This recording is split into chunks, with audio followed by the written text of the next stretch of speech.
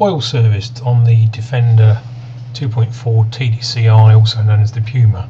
Thought I'd make a short edit to show how I change the oils on this vehicle. Hopefully this might be helpful to those who are contemplating the same job on theirs. Obviously I take no responsibility for any work that you carry out. So make sure the engine is warmed up so the oil drains easily. Identify the sump drain plug and also the sump oil filter housing cup, which has to be removed to give you access to the oil filter. So we've removed the drain bolt, engine oil is now drained. There's the final few drips. You can see the centre of the drain bolt there and the rubber seal, and then to the left of that is the oil filter drain cup, which we're going to release in a moment. Okay, last little drips of oil are coming out. Here's the new drain plug. You can see the rubber bung on the end of it, not bung, washer, and we're going to insert that into the drain hole before we remove the oil filter, just to prevent the last few drips dripping on us.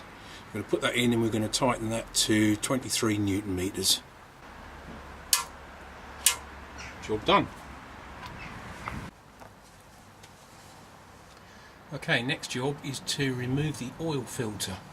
So we've got a socket on the end of that plastic housing. We're just going to gently release that. Okay, so we've slackened off the oil filter housing, and as you can see there's oil dripping. Just let the worst of that drip away and then you won't get so much splash when you remove the actual cup.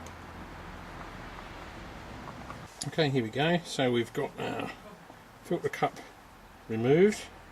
There's the old filter, nasty black oil, and we're going to put the new filter in. Top the filter up with a drop of engine oil before we put it back up, so at least there's some oil in the filter before the engine starts again. I'll just show you underneath. Also, I've very carefully cleaned around the filter housing before we put the filter on. So this is the new oil filter installed into the cup. The cup has been carefully cleaned with a clean rag.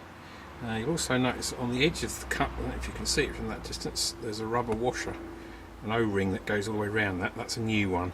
The old one's been removed. It looked absolutely fine, but as you get one with the kit, it's definitely worth replacing in case you get any leakage past that.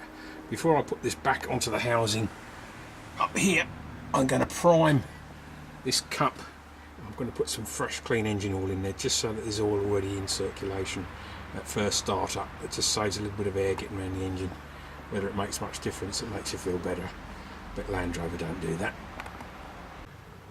Okay, so that's the filter housing hand tightened back up. I've just cleaned up with a rag, get rid of the excess oil, and then we're just going to nip it up a little bit with our socket, and then we're going to torque it down to the recommended setting. Okay, torque setting for the oil cup is 35 Newton meters according to Land Rover, so we're just going to nip that up. That's correct. Okay, next job was the transmission fluid. Very interested to see what that was like. Well, I've actually drained it already. This is the, I'm just pointing out, this is the engine, this is the transmission fluid drain bolt. However, before you take that out and drain the fluid, I'd recommend that you make sure that you can get onto the filler cap. I'll just bring the camera around. The filler cap is very awkward to get to. If I can point up there, you can see up here, not very easy to see, that's where the filler cap is. But I actually removed the filler cap before I drained the fluid, and that is a pig to get onto, but it is possible. Once you've undone or unlocked it, you can undo it by finger pressure, but it's a bit of a pig to get out. That's why I haven't filmed that. I've retorqued the drain bolt again, 50 Newton meters by Land Rover spec, and the next bit will be the filling, and that'll give me a chance to try my new oil filling device up. Hopefully it works alright, otherwise I'm buggered.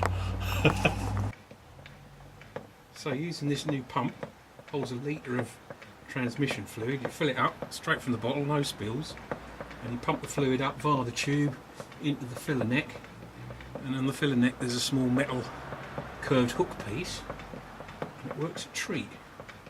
If you remember a bull worker, It's good exercise, but it goes in, takes about a couple of minutes to pump a litre in.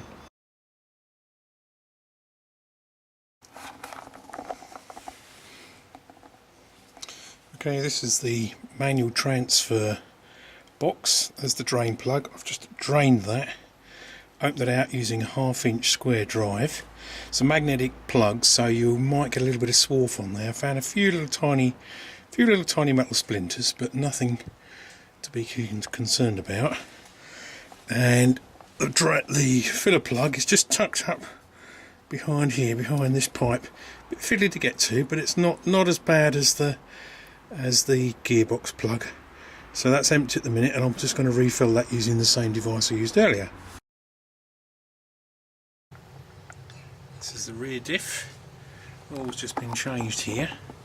Drain plug is this one here. Nice and easy to get to. Filler plug is up there, also very easy to get to.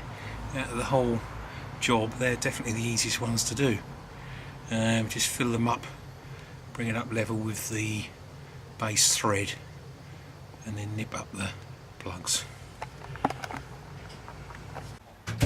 Right, I've done the rear differential. This is the front diff now.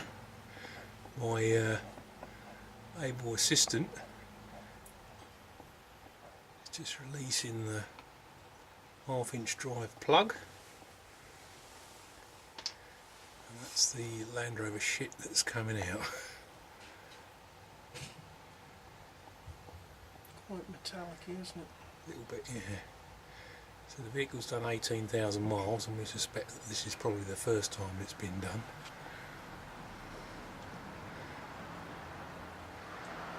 But one of the advantages to doing it yourself, you're not only seeing what's going in, but you're also seeing what's coming out, which is nice.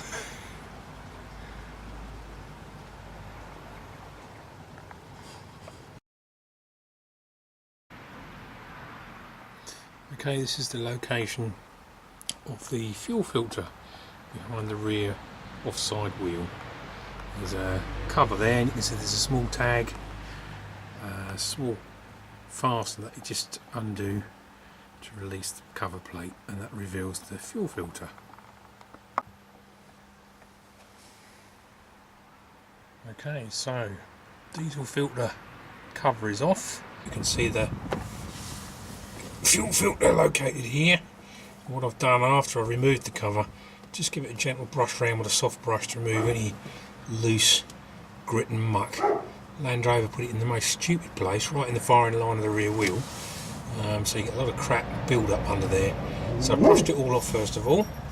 Next job will be to pre-fill the new filter, and then with that at hand we'll carefully take the old one off.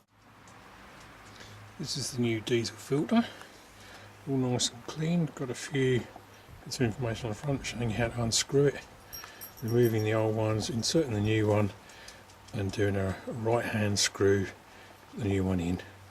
Just turn it over, you can see the mounting lugs around the sides. What I intend to do is push that up in place. I'm just going to give it a very light coat of Vaseline just to have that slide on, but without risking contaminating the actual part where the fuel flows through. There we go. That's the drain plug on the bottom to remove the fuel when you're doing a water drain. That's the new fuel filter in position. Nice easy swap over. That was full of diesel when I put it back on. When you unscrew the old one, you'll literally just get a few drips and that of diesel drop down, and obviously if you put a rag on the floor, that'll catch those literally 3 or 4 drops. And I keep the old box that the diesel filter came in a plastic container. As you take the right hand, as you take the old one out, drop it straight in the box, lift the new one up and put it into position. Job done.